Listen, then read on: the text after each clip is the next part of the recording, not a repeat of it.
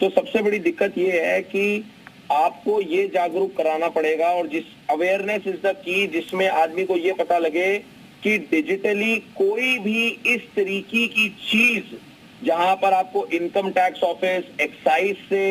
या आपको पुलिस से या आपके अगेंस्ट कोई वारंट, डिजिटली ऐसी कोई प्रतिक्रिया नहीं होती। क्योंकि होता क्या है, देखिए जनरली क्या होता है ना, आदमी की मानसिक स्थिति या आदमी जितना मर्जी इंटेलिजेंट हो, जितना मर्जी पढ़ा लिखा हो, बट हर किसी के जिंदगी में अपने अपने डर होते हैं। कोई किसी चीज से डरता है, कोई किसी चीज से। तो आदमी क्या करता है, जैसे ही अचानक से फोन आया और एकदम से आदमी सुनता है तो सुनने के उस पर दबाव बनता है। जैसे ही दबाव बनता है, सारी इंटेलिजेंस धरी की धरी रह जाती है और सोचने समझने की शक्ति खत्म हो जाती है। जैसे ही आदमी इस स्थिति में जाता है, आज पे और प्रेशर बनाया जाता है और आप ये नहीं सोच पाते कि मेरे पास क्या होगा। अब जैसे एक छोटा सा उदाहरण है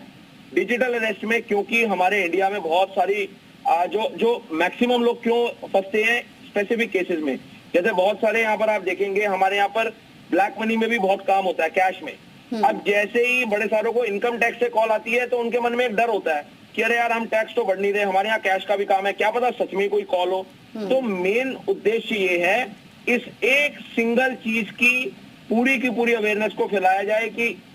डिजिटली कोई डिपार्टमेंट कॉल करके आपको स्क्रूटनी में नहीं लेगा, बस इतनी सी अवेयरनेस। अच्छा अज्वल, ये बात आपने बिल्कुल सही कही, लेकिन एक और मेरा सवाल ये है कि हम जो अभी जितने केसेस देख रहे हैं वो बड़े बड़े नाम हैं होते हैं, जैसे आईपीएस ऑफिसर होते हैं, रिटायर्ड आईपीएस ऑफिसर्स होते हैं, जैसे ये मैम हमारे साथ जुड़े हैं, ये साइंटिस्ट हैं, और इस तरीके के कैसे ये जो साइबर ठग होते हैं, कैसे ये लोगों को, ऐसे लोगों को गिरफ्त में ले रहे हैं और क्यों ले रहे हैं?